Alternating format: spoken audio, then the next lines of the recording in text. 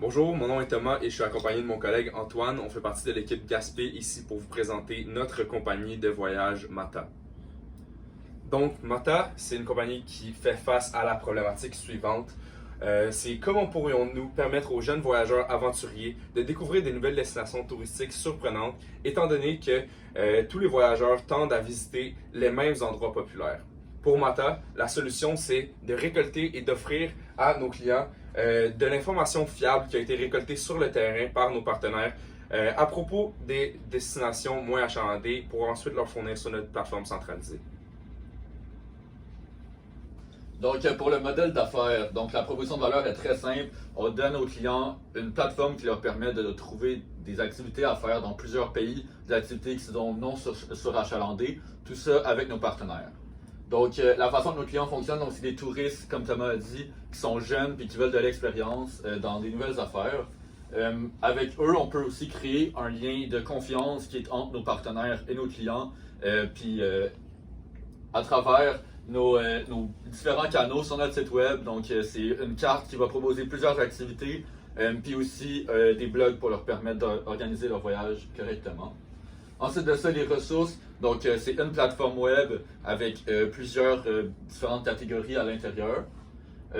Les coûts de la compagnie sont très faibles. Donc, on a un hosting web, on a des salaires, des données, de la publicité étant le plus gros. Pour les partenaires, donc ça va être des compagnies aériennes, des compagnies touristiques, donc des compagnies qui offrent des forfaits dans plusieurs pays qui pourront nous permettre de les utiliser.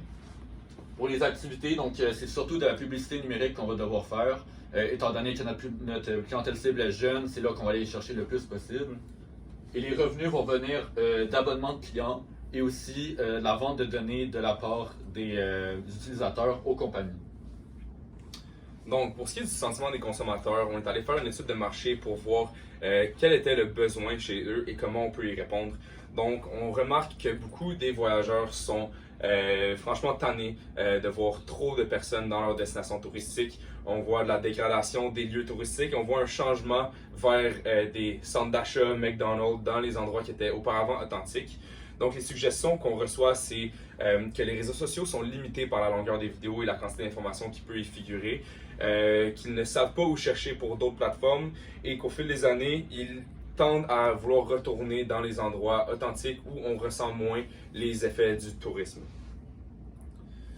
Donc, l'avenir du voyage Mata pour nous, c'est de faire une autre étude de marché une fois que notre MVP sera sorti pour savoir où on se positionne par rapport aux attentes des clients et comment est-ce qu'on peut continuer à offrir une proposition de valeur pertinente pour eux.